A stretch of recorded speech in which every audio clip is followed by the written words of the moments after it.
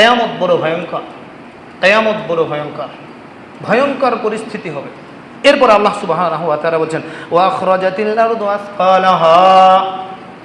কেমন অবস্থাটা হবে? কিয়ামতের ভয়ঙ্কর অবস্থাটা কেমন হবে?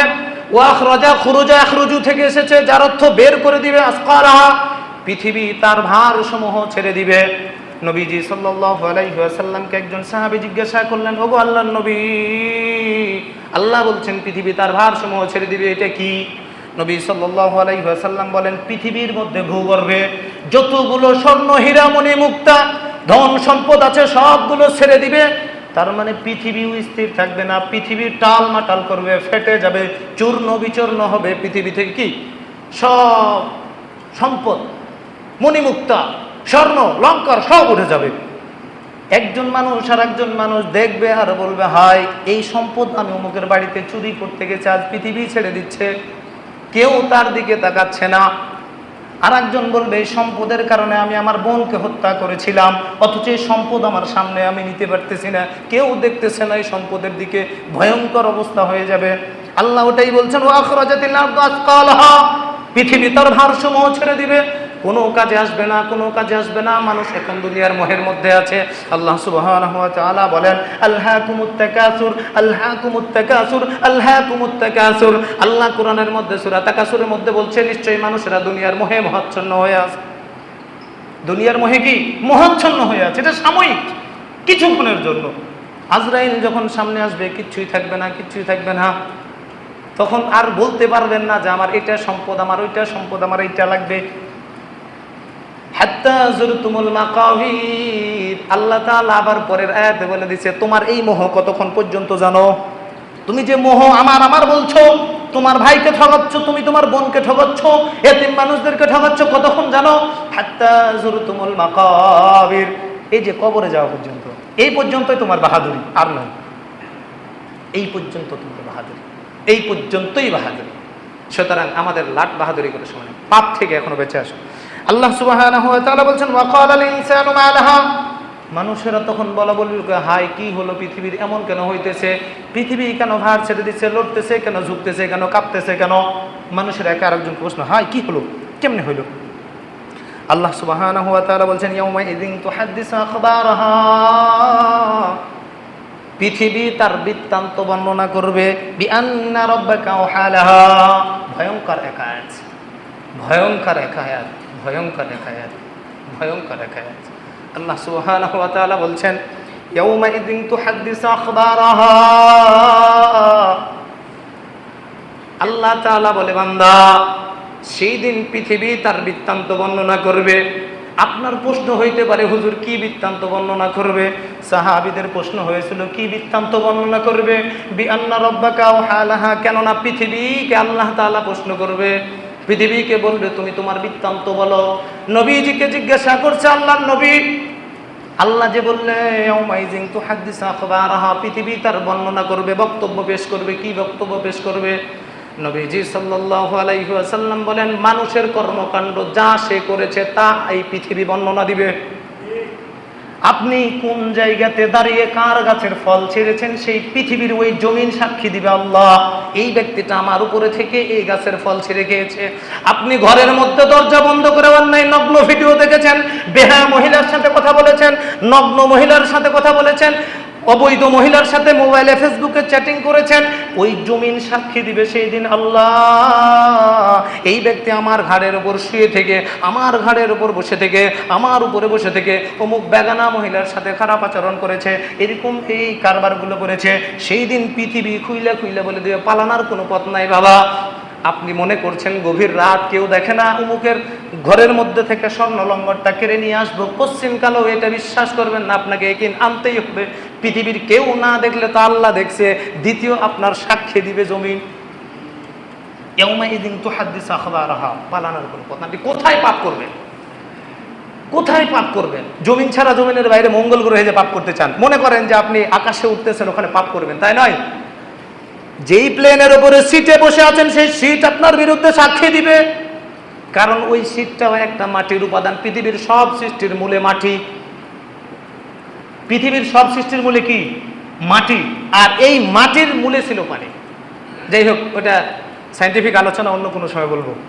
যাই হোক, পৃথিবীর প্রত্যেকটা সৃষ্টি মাটি থেকে, আর এই জমিনকে আল্লাহ বলবেন বিআন্না রব্বাকা ওয়াহালাহা, আল্লাহ বলছেন তোমার রব তাকে আদেশ করবে ইয়াউমাইযিন তুহাদ্দিসু আখবারহা, সে খুলে খুলে বলবে, সব কিছু খুলে দিবে। আপনি বলবেন আল্লাহ, আপনি তখন বলবেন আল্লাহ আমি এইগুলো করি নাই, আমি এইগুলো করি নাই, কারণ আমরা তো গাদ্দার। হ্যাঁ, আমি বলবো, এই কথা অস্বীকার করতে চাইবো। তাহলে 1 নম্বর সাক্ষী জমিন সাক্ষী দিবে।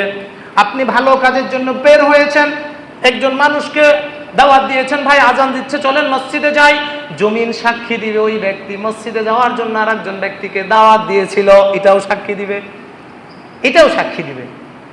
একজন মানুষকে এক জায়গাতে বসে থাকা বলেছিলেন সুবহানাল্লাহি ওয়া বিহামদিহি, কেউ যদি সকালে 100 বার বিকালে 100 বার বলে, তাহলে সমুদ্র ফেনা পরিমাণ যদি তার গুনাহ থাকে আল্লাহ তাআলা তার গুনাহ মাফ করে দিবেন। সুবহানাল্লাহ। এই যে এক জায়গাতে বসে থেকে এক ভাইকে আপনি দাওয়াতি কাজ করেছিলেন, সেই দিন জমিন সাক্ষী দিবে আমার উপরে বসে থেকে সেই এই কাজটা করেছে। তার মানে প্রধান সাক্ষী হবে জমিন। আমরা গাদ্দার, বড় গাদ্দার, অস্বীকার করব। আল্লাহ তাআলা হচ্ছেন আহকামুল হাকিমিন, আলাইসাল্লাহু বিআহকামিল হাকিমিন। আল্লাহ কি উত্তম বিচারকদের বিচারক নয়? আহকামুল হাকিমিন ওই বিচারককে বলা হয় যিনি ইনসাফ কায়েম করবে, যার বিচারকের ফলাফল নিউট্রাল, জিরো আসবে, এও কিছু কম থাকবে না, এও কিছু বেশি পাবে না, একদম নিউট্রাল, জিরো হয়ে যাবে সব। ফলাফল কি হবে? জিরো। এর দিকে 1 আনা কম থাকবে না, এর দিকে 1 আনা কম থাকবে না। এই বিচারককে বলা হয় ইনসাফ। এই বিচারককে বলা হয় ইনসাফ বিচারক। এটা বলা হয় ইমামুল আদল। এই বিচারককে বলা হয় ন্যায় বিচারক। এই বিচারককে বলা হয় কি? ন্যায় বিচারক। যিনি বিচার করবে নিউট্রাল হয়ে যাবে, জিরো হয়ে যাবে, এর শাস্তি যা পাওয়ার পাবে, এর যা পাওয়ার সে পাবে, মধ্যখানে নিউট্রাল। ইনি হচ্ছেন আদল, যিনি আল্লাহ রাব্বুল আলামিন। দেখেন, এখন এই যে খুইলে বইলে দেওয়ার পর আমরা অস্বীকার করব, তখন নবী সাল্লাল্লাহু আলাইহি ওয়াসাল্লাম বলছেন, ওই যে তুমি যে অস্বীকার করবা তখন তোমার এই ঠোঁটটাকে মোহর মেরে দেওয়া হবে। এরপরে আপনি যে হাত দিয়ে অন্যায় করেছিলে, যেই মেয়েটাকে ভিডিও কল দিয়েছিলে, এই হাত সাক্ষী দিবে আমার দ্বারা ভিডিও কল দেওয়া হয়েছিল। এখন যাবেন কোথায়? এখন যাবেন কোথায়? এখন কোথায় যাবেন? এরপরে হাত তো বলছে, আল্লাহ তো সাক্ষীর বিরুদ্ধে কিছু করবে না, আল্লাহ জানে, এরপরে তাকে সত্যায়িত দিচ্ছে। বেটা তুমি তো আবার অস্বীকার করবা, বলবা হাত মিথ্যা বলছে। এখন হাতের সাক্ষী দিবে পা, বলবে আল্লাহ হাত ঠিক বলছে, আমি ওইখানে ছিলাম তো। এখন কই যাবেন? 2 নম্বর সাক্ষী আপনার অঙ্গ প্রত্যঙ্গ। আল্লাহ সুবহানাহু ওয়া তাআলা 3 নম্বর সাক্ষী উপস্থাপন করবে, কিরামান কাতিবিনা ইয়ালামুনা মা তাফআলুন। আল্লাহ সুবহানাহু ওয়া তাআলা বলেন, সেই দিন 2 জন ফেরেশতা তোমাদের কাছে সম্মানিত ফেরেশতা রেখে দিয়েছি। কিরামান কাতিবিন, 2 জন সম্মানিত ফেরেশতা রেখে দিয়েছি, লেখক রেখে দিয়েছি, যারা সেই দিন সাক্ষী উপস্থাপন করবে। আমল নামাটা নিবে, তোমার সামনে উপবেশন করবে, ফেরেশতারা খুলে দিবে, আপনাকেও খুলতে হবে না। নেককার বান্দারা ডান হাতে আমল নামা পাবে, বদকাররা বাম হাতে আমল নামা পাবে। উল্টা করে পিঠের ভিতর দিয়ে হাত ঢুকায় দিয়ে পিছন দিকে দেখবে, আমল নামাটা সামনে নিবে, থর থর করে কাঁপবে। নবীজি বলেন, গুনাহগার বান্দারা সেই দিন থর থর করে কাঁপবে আর বলবে, মালি হাযাল কিতাব লা ইয়াগাদিরু সাগীরাতান ওয়ালা কাবীরাতান ইল্লা আহসাহা। সেই দিন গুনাহগার বান্দারা আমলনামাটা হাতে নিয়ে বলবে, হাই এটা কেমন আমলনামা রে, এটা কেমন কিতাব, এই কিতাবের মধ্যে ছোট গুনাহও ছেড়ে দেওয়া হয় নাই, বড় গুনাহও ছেড়ে দেওয়া হয় নাই। আশ্চর্য এক কিতাব, আশ্চর্য এক কিতাব। সেই দিন কাফেরেরা বলবে, ইয়াউমা ইয়ানজুরুল মার'উ মা কদ্দামাত ইয়াদাহু। সেই দিন তারা আমলনামা সচক্ষে দেখবে যা তারা প্রেরণ করেছে। ইয়া লাইতানি কুনতু তুরাবা।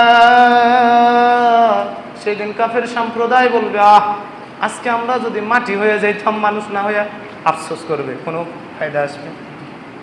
এই আলোচনাগুলো এখন করতেছি কেন জানেন? কারণ আফসোস এখনই করেন, তখন করলে হবে না বাবা। আফসোস এখনই করেন, এখনই করেন। এই আমলনামা আমার লেখা হচ্ছে, এটা আমার ফেরেশতা লিখতেছে, এটা আমাকে দেওয়া হবে, সেই জায়গাতে আফসোস করে হবে না। আল্লাহ বলছে সেদিন কাফের সম্প্রদায় দেখবে, ইয়াউমা ইয়ানজুরুল মার'উ মা কদ্দামাত। তারা আগে যা প্রেরণ করেছেন সবকিছু তারা ওখানে দেখতে পাবে। ইয়ানজুর, দেখবে, তারা সচক্ষে দেখবে। ওয়া ইয়াকুলুল কাফির, এবং কাফের সম্প্রদায় বলবে, ইয়া লাইতানি, কতই ভালো হতো, কুনতু তুরাবা, যদি আমরা মাটি হয়ে যেতাম। কিন্তু মাটি হইতে পারবে? সম্ভব? সম্ভব? সম্ভব নয়। আচ্ছা দেখেন, এই যে ভয়ঙ্কর অবস্থা হবে, তাহলে সাক্ষী আমাদের সব কিছু, ফেরেশতা সাক্ষী, আমাদের অঙ্গ প্রত্যঙ্গ সাক্ষী, আমাদের স্থান মাটি সাক্ষী। সুতরাং পাপ করার কোনো জায়গা নেই মুমিনের, মানে পাপ লুকানোর কোনো জায়গা নেই মুমিনের, মানে পাপ করতে পারবে না কোথাও, মুমিন পাপ করতে পারে না। এখন মুমিনের দ্বারা যদি শয়তানের ওয়াসওয়াসায় পাপ হয়ে যায়, পাপ যদি হয়ে যায় তাহলে কি হবে?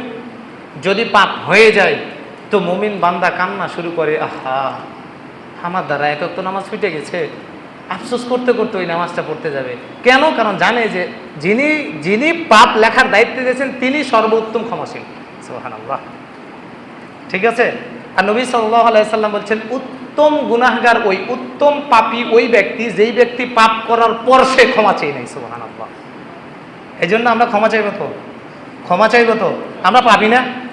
কত পাপ আমার পিছনে, আমি চোখ বন্ধ করলে আমার পাপ দেখতে পাবেন, আপনি আপনার পাপ দেখতে পাবেন, কত পাপ। চোখ বন্ধ করেন, পাপগুলো দেখতে পাবেন, কিন্তু হতাশ হওয়া যাবে না। আল্লাহ তাআলা ক্ষমাশীল, ক্ষমা করবে। এই জন্য নবীজি বলছে উত্তম পাপী সে যে পাপ করার পরে ভুল বুঝতে পারে আবার কি করে ক্ষমা চাই। নবীজি সাল্লাল্লাহু আলাইহি ওয়াসাল্লাম বলেন, আল্লাহ তাআলা এই জাতিকে ধ্বংস করে দিতে যদি পাপ না করত, এই জাতিকে ধ্বংস করে অন্য একটা জাতিকে প্রেরণ করতেন, অন্য এক জাতিকে প্রেরণ করতেন, প্রেরণ করার পর আবার তারা পাপ করতো, আবার রবের কাছে ক্ষমা চাইতো, ওই জাতিকে রাখত। তাহলে আল্লাহ তাআলা ওই জাতিকে সৃষ্টি করেছেন সেরা হিসেবে, যেই জাতি পাপ করবে আবার ক্ষমা চাইবে কার কাছে? আল্লাহর কাছে। যদি এই জাতি পাপ না করতো তাহলে আল্লাহ তাআলা এই জাতিকে রাখতো না, নিশ্চিহ্ন করে দিত। ফেরেশতারা পাপ করে? করে? করে না। তো ফেরেশতারা কি গুণগান আমাদের চাইতে কম করে নাকি? আল্লাহ তাআলা প্রশংসা কম করে নাকি? বেশি করে না? বেশি করে। কিন্তু আমাদেরকে কেন আল্লাহ তাআলা সৃষ্টি করলে? কারণ আল্লাহ এমন এক সৃষ্টি বানাইতে চাই যে সৃষ্টিকে আমি একটা থাপ্পড় মারবো, অর্থাৎ এমন ভাবে পথভ্রষ্ট করে দেবো, একটুর জন্য সে গুনাহের কাজ করে ফেলবে, আবার আমার কাছে ঘুরে এসে সেজদায় পড়ে কান্না শুরু করবে। আমি এমন এক সৃষ্টি যে সুবহানাল্লাহ। হযরত আদম আলাইহিস সালাতু ওয়াস সালামকে আল্লাহ তাআলা সৃষ্টি করলেন, সবকিছু শিখিয়ে দিলেন, সবকিছু জানায় দিলেন, জান্নাত দিয়ে দিলেন, জান্নাতের নহর দিয়ে দিলেন, সবকিছু দিয়ে দিলেন, কিন্তু ভালো লাগে না। এই ভালো না লাগার বৈশিষ্ট্যটা দিয়েছেন কে? ভালো লাগে না, ঘুরতেছে ফিরতেছে, ভালো লাগে না, ভালো লাগে না, ভালো লাগে না। আল্লাহ তো বুঝে যে আদমকে বানাইছে, তার ভালো লাগার বস্তু কোনটা? সন্তান। বাবা বুঝে, সন্তান যখন একটু বেখেয়াল হয়ে যায়, বড় হয়ে যায়, এদিক ওদিক ঘোরাঘুরি করে, বাবা বুঝতে পারে সন্তানের বিয়ে দেওয়ার প্রয়োজন হয়েছে, কারণ সন্তান এখন লাইন বেলাইন চলা শুরু করেছে। বাবা বুঝতে পারে কিনা? এই বক্তব্যটা আল্লাহ তাআলার সাথে আদম আলাইহিস সালামের মিলে যায়। আদম আলাইহিস সালাম যখন এই ভালো লাগে না, ঘুরে ছায়া থাকে, খায় না ফল, এই গাছের দিকে যায়, ছায়া থাকে, আনন্দ পায় না, সবকিছুই তা, অথচ আনন্দ পায় না। আল্লাহ তাআলা আদম আলাইহিস সালামের জায়গাতে হাওয়া আলাইহিস সালামকে লাগায় দিলে, এবার সব ঠিক। আদম আলাইহিস সালামের জায়গাতে লাগাইলো কাকে? হাওয়া আলাইহিস সালামকে দিল, এবার সব ঠিক। খুব আনন্দ ফুর্তি করতে করতে এমন ভাবে আনন্দ ফুর্তি করলে আদম আলাইহিস সালাম ভুল করলেন, করছে না? করছে না? আদম আলাইহিস সালাম ফল খাইলেন। এরপর আল্লাহ তাআলা বলছেন, কুলনা হাবিতু মিনহা জামিআ, তোমরা সবাই নিচে নেমে যাও। এক ধাক্কা দিলে আল্লাহ আদমকে এক ধাক্কাতে মাটিতে ফেলাই দিলেন। শুরু করলেন, রব্বানা যালামনা আনফুসানা ওয়া ইল্লাম তাগফির লানা। আল্লাহ যেন আদমের সাথে মজা করতেছে, মজা করতেছে। একজন ছোট বাচ্চা আপনার সামনে এসেছে, একটু চিমটি দিয়ে কাটায় দিচ্ছেন, এরপরে যখন কান্না শুরু করেছে বুকে টেনে দিচ্ছেন। সবচেয়ে আনন্দ ঘন মুহূর্ত কিনা? আনন্দের মুহূর্ত না? একটা ছোট বাচ্চাকে আপনি এমন ভালোবাসেন, আদর করতে করতে একটা চিমটি দিয়েছেন বা একটা ঠাস করে দিয়েছেন, কান্না শুরু করেছেন কেন? কারণ আপনি ইচ্ছে করে কান্না করেছেন। কারণ কান্না করলে প্যাঁ প্যাঁ করবে, এরপর আসলে মজা পাবে। এটা আনন্দের জন্য করছেন না? আদম আলাইহিস সালামের সাথে আল্লাহ এমন এক খেলা খেলছে, আদমকে ধাক্কা দিয়ে থাপ্পড় মাইরে নিচে নামায় দিল, চলে যা, জমিনে তোমরা নেমে যাও। কারণ মারার তো একটা কৌশল বের করবে আল্লাহ, তাই নয়? ফল খাইয়ে ফেলছে, একটা ধাক্কা দিচ্ছে, নেমে গেছে। এরপরে কান্না শুরু করছেন। যখন রব্বানা যালামনা আনফুসানা ওয়া ইল্লাম তাগফির লানা, আদম যখন আল্লাহর কাছে যাওয়া শুরু করছে, আল্লাহ বলছে, হ্যাঁ ঠিকই তো, আমার কাছে চাইছিস, হ্যাঁ ঠিক আছে আদম যা, তোর পিছনে সব মাফ করে দিলাম। সুবহানাল্লাহ। দেখছেন আল্লাহ তাআলা কি এক খেলা খেলা শুরু করেছিল, মানুষ সৃষ্টি করে কেবলমাত্র মানুষের সাথে আল্লাহ আচরণ করছে, অন্য কোনো সৃষ্টির সাথে করেনি। এই জন্য আমরা আশরাফুল মাখলুকাত, এই জন্য আমরা আশরাফুল মাখলুকাত। দেখেন আমার বক্তব্য লম্বা হয়ে যাচ্ছে। এরপরে আল্লাহ সুবহানাহু ওয়া তাআলা বলেন, ইয়াউমাইযিন ইয়াসদুরুন নাসু আশতাতান লিয়ারাউ আমালাহুম, মানুষেরা দলে দলে কবর থেকে উঠবে, কবর থেকে উঠবে এবং তারা আমলনামাগুলো দেখবে। এরপরে তারা বলবে ফামাই আমাল মিসকাল যাররাতিন খায়রান ইয়ারা, কেউ যদি যাররা পরিমাণ ভালো কাজ করে থাকে সেটাও তারা সেই দিন দেখতে পাবে। ওমাই আমাল মিসকাল যাররাতিন শাররান ইয়ারা, কেউ যদি যাররা পরিমাণ গুনাহের কাজ করে থাকে তাও সেটা সেখানে দেখতে পাবে।